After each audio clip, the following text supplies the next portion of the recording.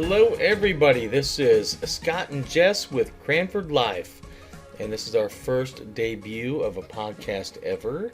So we're going to give this a try and just talk about everything that's going on in our life in a brief moment in time, and then see what topics you guys would like to talk about over the next coming weeks.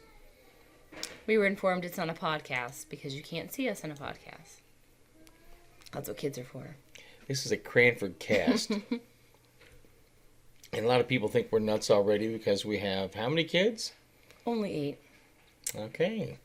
There was a show called 8 is Enough back in the day, but I believe Jess watched the wrong show. It was called 8 is Not Enough. 8 is plenty. It is. So I went to Walmart today. I wasn't going to take Scout in. I was going to leave her with her dad in the car, whatever. Because I never know what's going to come out of Scout's mouth. So this very large woman was in a, what do you call those? Remote wheelchair, whatever, at Walmart. That looks like fun to ride. And she yells loudly, even though Walmart's loud, "Mom, her legs are huge!" So I had to grab her and just start walking past her. But before that, there was a lady in her own little wheelchair, like scooting herself, and I felt bad for her, and I was trying to move out of her way. And Scout was like, "Come on, hurry up." So then you wonder where you failed as a parent. Lots of respect and patience and empathy there. That is the one thing kids are, is they are brutally honest. Yeah. In just about everything that they do. And our little Scout is no different. She says everything that's on her mind, when she wants to, how she wants to. And then when you tell her no, she still does what she wants to. And it seems our last child, number 8, seems to be the most difficult to corral. Probably because we're just so old. We don't have any patience left. You know, a lot of people say, you guys need to write a book on, raising kids. I kind of think for just a moment, there is no freaking way we could write down everything that we've been through with our children. And they're all so different, so. Well, the you different. learn. Yeah, there you go. The differences are kind of, have made it interesting over the years, because every one of them is truly unique and different in their personalities. I don't see how these people write a book about how to raise a kid and parenting, and here's what you should do to potty train, and here's what you should do for a positive reinforcement, and the 1, 2, 3 system, and you should never spank your child system, and... Hey, Dr. Spock wrote a book, and he didn't have any kids. Hey? Just saying. It was popular. So, in the 50s. For those of you that want to listen to us in our podcast and write a book for us, we would love to be able to pull in some money for that, because I'm telling you, with 8 kids, the money is going out, and we haven't seen that for years, and we haven't felt sleep for over 2 decades now, and I know that we've done this to ourselves. True. Yeah. So we took the kids for flu shots today, and that lady was fast. That nurse, she was in and out, done. Kind of looked like it was popping it really hard, but they're just going to count to 3, or they're asking about it, and it's already over. I'm going to show a couple of those pictures on the website, too, of the flu shots, and Jess always thinks I'm nuts when I go to take a photo of those stupid situations, but man, just when you think that you don't live life and you're not really having fun with your kids and you're not doing things that really matter, take a look at some of the little snapshots that you've taken here and there, and look back just over the last year and reflect. And maybe you'll find out you really do a lot for your children, and you have a lot more fun than you think.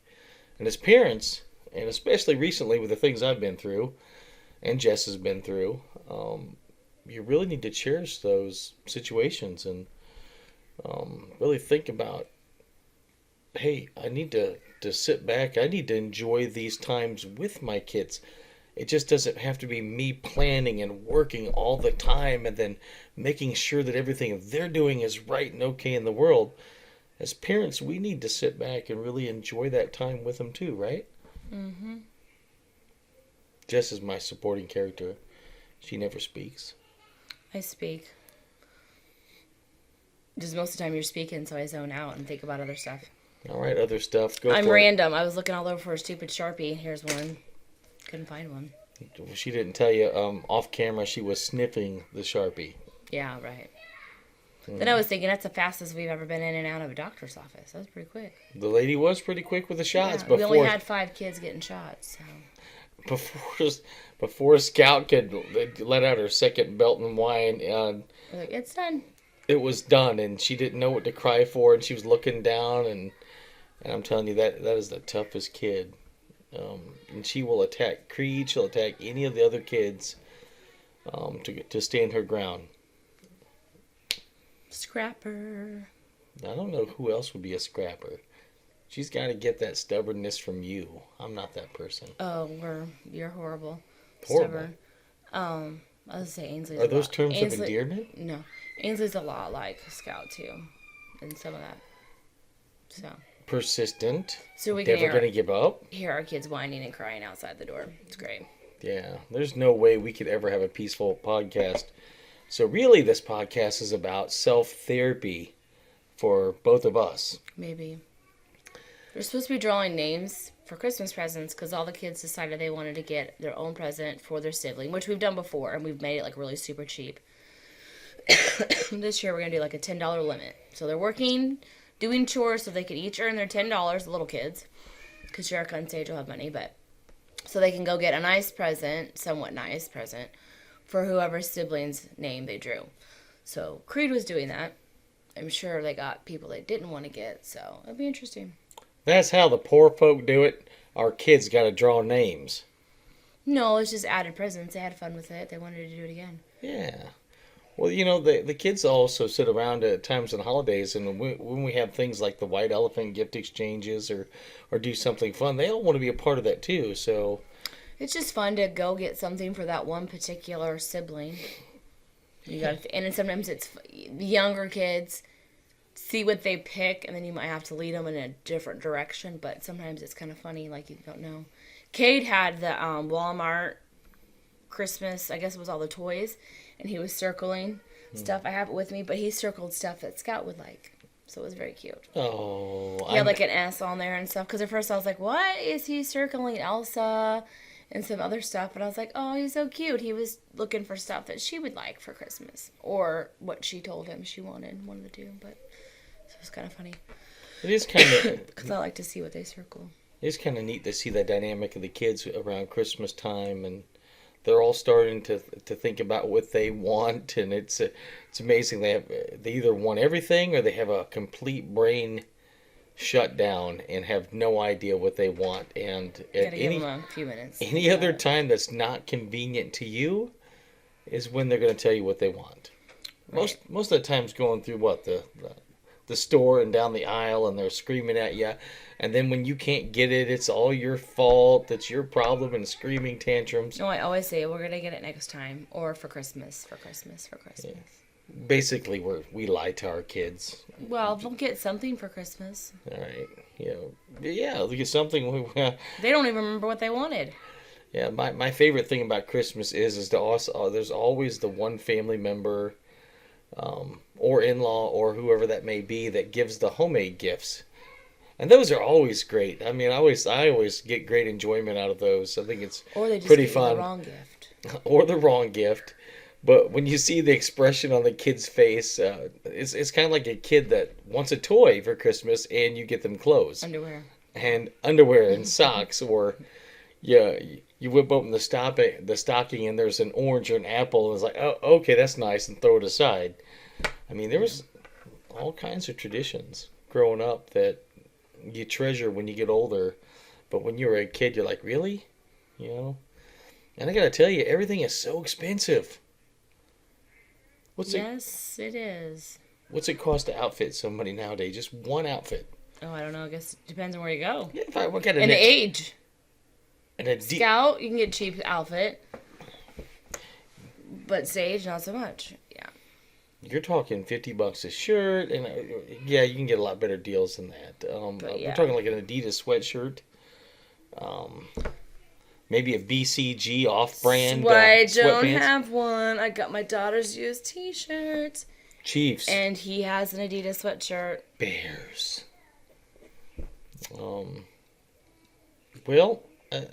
this is going to be our first podcast. Want to keep it around 10 minutes. The next time, I thought it'd be a good idea, as a kind of an introduction, is just tell a little bit of history about our family. So I wanted to encourage you guys, if you had anything, please get in, contact us, send us a message. I'm hoping to do some random topics. Yeah. It'll be fun. And some random What topics. do you think about this? Or what do you think about that? And hopefully I can give you my honest opinion without offending somebody. Yeah, we're going to offend people. Ask me about carpool. I'm pretty sure my wife is not sensitive to feelings anymore. We've been married almost 20 years. It was done with us a long time ago. Whose feelings?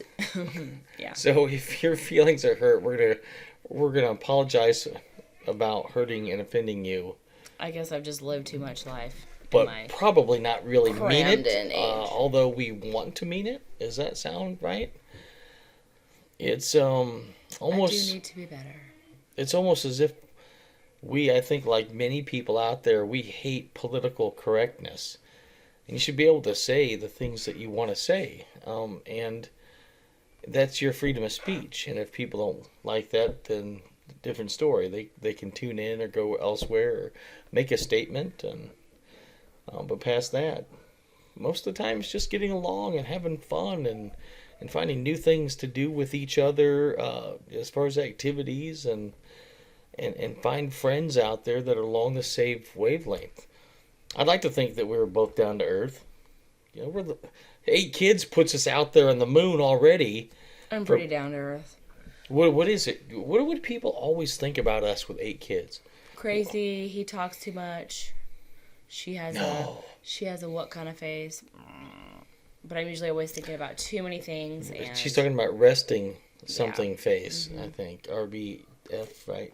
Hey, resting baby face. Smiles give you wrinkles. I'm just trying to keep it real. Yeah, right. You shouldn't have any wrinkles. I shouldn't. That's funny stuff. When you hit a certain age, you get wrinkles.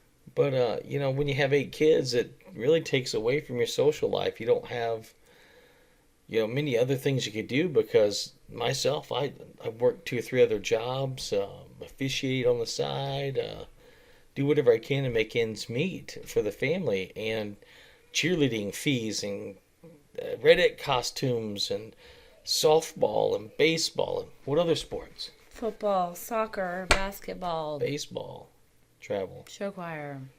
And all those are $50, $100, $300, $500, and $700 fees. And we're very thankful for, all the help we've ever had for people taking our kids to and from practices, because they are pretty active in just about every sport. And we can't make it as both parents together to all these events, and it's tough. I hope our children appreciate what we've done over the years. They probably won't until they're a parent. Until they're a parent, right? Be honest. True. So it's hectic with our lives.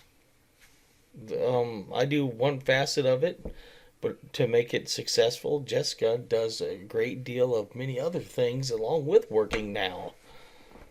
And you feel pretty stressed. Yeah. Most of the time. It's always loud and it's always busy, so. Doctor's appointments, the flu shots, parent-teacher conferences, PTA. It's not called PTA. It hasn't been called PTA in about 15 years, but that's okay. Whatever. PTA. Popcorn Teachers Association. I'm not sure what is it. I know I'm going down for that one. It's a very important parent-teacher something. We do have Popcorn Friday. That there's a good communication. Boosters. Stuff, yeah. There's always somewhere to be. And I gotta tell you, it's so stressful with your kids getting ready to graduate. And then our next podcast will probably go a lot in more detail just about us and what we've been through with some of our children and some of the challenges we've had as a family. But in doing that, throw us out any topics that you guys would like to go over, and we can throw anything that we've been through. We're not the grand all be all of advice, but we thought we'd have a little fun with this website and podcast stuff. What do you think, Jess? Sounds great. You in for it? Supposedly, yes. All right, so this is the start of Cranford life on the web. Yes, it is. 15 minutes up. 15 minutes up. This is Cranford Live, and bye. We're out.